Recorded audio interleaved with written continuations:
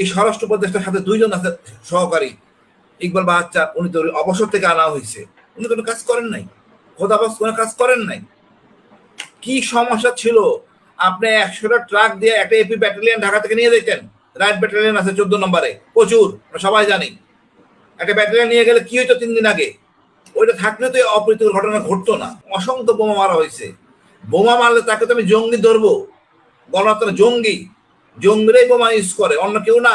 এখানে সুবিধা পাওয়ার স্কোপ নাই। এর আগের দিন শেখ হাসিনা উস্কানিমূলক বক্তব্য দিছে। আমার কথা সবকিছু তো স্বরাষ্ট্র মন্ত্রণালয় জানতেন, ওনারা তো কাজ করেননি, সোজা কথা। ওই পুলিশ সুপারকে সাসপেন্ড করা হচ্ছে জরুরি। 64 জেলার মধ্যে গোপালগঞ্জ কিন্তু চরম মানে আশঙ্কাজনক একটা কেন্দ্র। এখানে যাচ্ছে কারা? এই বিপ্লবী কমরেডরা, জুলাই বিপ্লবের সদস্যরা যাচ্ছে। আপনি তো কোনো দায়িত্ব পালন করেন নাই। ইনাদের উচিত সসম্মানে আইজিপি সহ খোদা বক্স আমাদের উপদেষ্টা পদত্যাগ করা। ওনারা না থাকলে দেশ আরো ভালো চলবে। আমরা আবু সাইদের এই শহীদ দিবসে এরকম একটা কলঙ্কিত অধ্যায় হবে কল্পনা করতে পারি নাই। এদিন ছিল বাংলা এডিশনের উদ্বোধন। আমিও ছিলাম, মনের বের ছিল, ওইখানে ঘটনা ঘটতেছিল, চিন্তা করি নাই। তবে আমি মনে করি কখনো ওই বলে না পচা শামুককে পা কাটে, এই ধরনের আপনি জানেন একটা সমস্যা হবে। গোপালগঞ্জ তো অন্য 63টা ডিস্ট্রিক্টের মতো না, এটা ভিন্ন। আপনার প্রস্তুতি ছিল না। পত্রিকা দেখলাম যে মাত্র 30 জন 35 জন উশৃঙ্খল জনতা ছিল। আপনার 60 জন পুলিশ প্রতিহত করতে পারে নাই। খণ্ড খণ্ড বিচ্ছিন্ন ঘটনা ছিল। এখানে আপনি জানেন হবে আপনার কি সমস্যা, অসুবিধা কোথায় ছিল। প্রচুর পরিমাণে পুলিশ নিয়োগ করা, আমার তো কমতে ছিল না। ঢাকায় তো অশান্তি কিছু করতেছিল না। এখন জানেন ওই জায়গাটা সমস্যা। আমি মনে করি না এটাকে সহজভাবে আমি দেখব না, এটাকে মনে করব দোষ সম্পূর্ণ সরকারের। সরকারকে বিপর্যস্ত করার জন্য হয়তো এই কলা কৌশল যারাই করছেন এটা ভালো কাজ করেন না, বা বুদ্ধি আমরা মানে বলো নিবুদ্ধিদার অভাব, নিবুদ্ধিদার প্রকাশ, সোজা কথা। ওনাদের আসলে দায়িত্বে থাকার কোনো মানে কোনো যোগ্যতা নাই, সোজা কথা।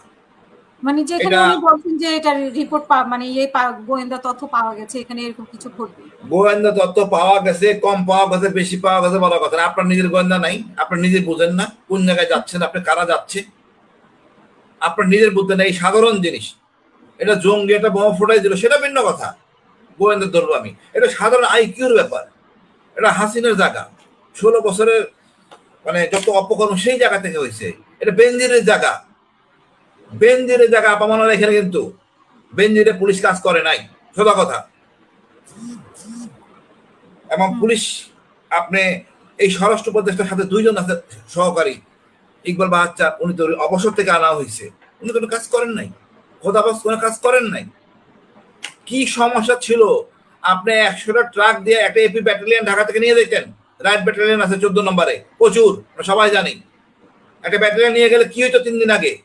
ওইটা থাকলে তো অপ্রীতিকর ঘটনা ঘটতো না। আমি চাই না আপনি দমন করেন, বাট শো ডাউন করলে কাঙ্ক্ষিত ওই জিনিসটা মানে ওই অনাকাঙ্ক্ষিত ঘটনা ঘটতো না। আপনি চান নাই, আপনাদের ফোরসাইটনেস নাই। আপনার ফোরসাইট না থাকলে আপনারা কাজ করবেন কেমনে? নির্বাচনটা কেমনে করবেন? এই পুলিশ নির্বাচন কেমনে করাবে? ওখানে ককটেল মারা হয়েছে, বোম ফুটানো হয়েছে, যেটা আওয়ামী লীগের ক্যারেক্টার। এটা যায় না তো। আমার মনে হয় আমি এটাকে অন্যভাবে দেখবো। এই অনাকাঙ্ক্ষিত ঘটনা আওয়ামী লীগ ঘটায় তার আসল চরিত্রটা ফুটাই তুলছে, যাতে আমরা যারা আছি সবাই, আওয়ামী লীগ ব্যতীত সবাই তো আমরা একদল, ক্ষতিগ্রস্ত, নির্যাতিত। বিএনপি থেকে দেখেন সবাই কিন্তু আমরা মোটা, কিন্তু মোটা দাগে এখন এক হয়ে যাচ্ছি, যে এটাকে এটা কোনো গ্রহণযোগ্য না। এখন আমি বলবো সরকার দায়িত্ব, তারপর বলবো গোয়েন্দা, আপনাদের দায়িত্ব ছিল গোয়েন্দা দেওয়াই না। এর প্রতিফলন কি ঘটছে সরজমিনে? এসপি সাহেব তো ঢাকা শহরে মিটিং করে গেছেন, হয়তো পরিবার ঢাকা শহরে থাকেন। তৃণমূলের কতটুকু সমস্যা সমাধান করছেন আপনারা? র্যাব তো প্রচুর ছিল, আনেন নাই কেন? কে নিষেধ করছিল? আমার মানে এটা নিবুদ্ধিতার প্রকাশ। মাঝখান দিয়ে বলবো সেনাবাহিনীর ভাবমূর্তি ফিরে পাইছে, এটার প্লাস পয়েন্ট। আর কোনো জিনিস ঘটছে বলে মনে হয় না। এখন এই সমস্যাটা আমাদের সমাধানের জন্য যুক্তিসঙ্গত আলোচনা করা দরকার। আমি হয়তো পরের ফেজে বলবো, বাট এটা আমাদের জন্য লজ্জা। সেনাবাহিনী কিভাবে তার গৌরব ফিরে পেল? মানে সেনাবাহিনীকে তো মানে সেনাবাহিনী তো ওখানে যাওয়ার সেনাবাহিনী আপা, আপনার কোনো সেনাবাহিনীকে নিয়ে এই সমাজের কোনো সমস্যা সমাধানের জন্য চিন্তা প্ল্যান করবেন না, উচিত না। আগে যেরকম আমি বলি, আগে যেরকম এনসিপি সেনাবাহিনীকে বলতো যে মানে সেনাবাহিনী হচ্ছে যে আওয়ামী লীগকে রিফাইন্ড করতে যাচ্ছে, এরকম একটা ইয়ে দিয়েছিল। সেই বদনাম, আপা সেই বদনাম থেকে তো সেনাবাহিনী উতরে আইছে, হাসনাত তো এপিসিতে ঢুকানো হয়েছে। এখন আবার ইয়ে বলা হচ্ছে যে এখন যেরকম আওয়ামী লীগ বলছে যে মানে সেনাবাহিনী এরকম একটা গণহত্যা চালিয়েছে, তো এইখানে কার কথাই করছে? না না আপা, গণহত্যা হয় নাই তো, যারা ককটেল মারছে, বোমা মারছে, পটকা ফুটাইছে জনগণের, যখন পুলিশ পারে না তখন সেনাবাহিনী ব্যবহার করছে। এটা তো গণহত্যা না। গণহত্যা কোনটা? নিরস্ত্র গায়ে নিরস্ত্র যখন যেটা হেলিকপ্টারে মারা হয়েছে সেগুলি গণহত্যা। এখানে তো আপনি বোম ব্যবহার করছেন, আপনি এখানে বোমা ইউজ করছেন। আবার অসংখ্য বোমা মারা হয়েছে। বোমা মারলে তাকে তো আমি জঙ্গি ধরবো? গণহত্যা জঙ্গি, জঙ্গিরাই বোমা ইউজ করে, অন্য কেউ না। এখানে সুবিধা পাওয়ার স্কোপ নাই। এর আগের দিন শেখ হাসিনা উস্কানিমূলক বক্তব্য দিছে। আমার কথা সবকিছুই তো স্বরাষ্ট্র মন্ত্রণালয় জানতেন, ওনারা তো কাজ করেননি, সোজা কথা। ওই পুলিশ সুপারকে সাসপেন্ড করা হচ্ছে জরুরি, জরুরি সাসপেন্ড এবং বরখাস্ত। এই পুলিশ সুপার দরকার নাই, এটা আওয়ামী পুলিশ।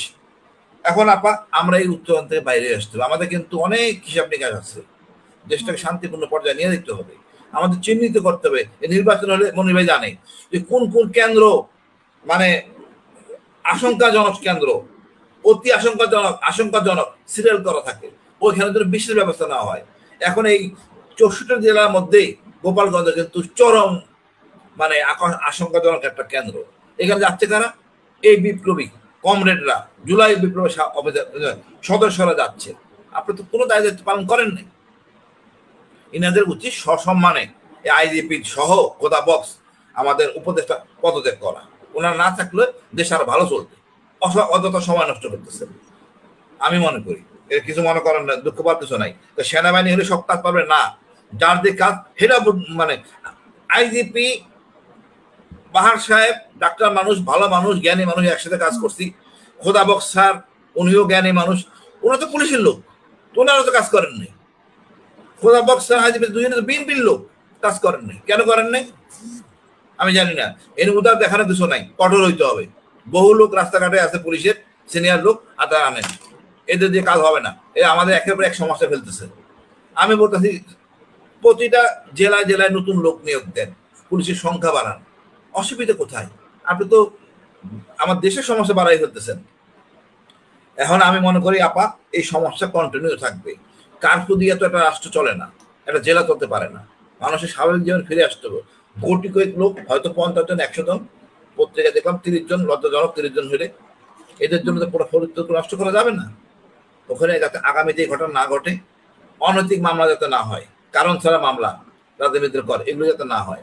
এবং আসল ক্যামেরায় আপনারা ভিডিও ফুটেজ আছে, আসল আপনি ধরেন ওখানে একটা এপি ব্যাটালিয়ানকে, একটা এপি ব্যাটালিয়ান আর্ম পুলিশ ব্যাটালিয়ানকে ওখানে স্থায়ী করেন, পোস্টিং দেন, মানে একদম স্থাপন করেন। এটা লাগবে যতদিন ফ্যাসিস্ট হাসিনা চিরতরে শেষ না হবে, অত বছরের জন্য মনে করেন 1 যুগ মিনিমাম থাকতে হবে। এটা এপি ব্যাটালিয়ান গোপালগঞ্জে। তো গোপালগঞ্জে আমরা তো জানি যে ওইটা হচ্ছে শেখ হাসিনার আস্তানা, শেখ হাসিনার, এই জন্যই লাগবে ওই শেখ হাসিনা তত্ত্ব। 11 মাসে কেন মাথায় আসলো না যে সেই জায়গাটা থেকে মুক্ত? এটা তো আপনার মাথায় আসতো যদি গোপালগঞ্জে যাওয়ার আগে চিন্তা করবেন না।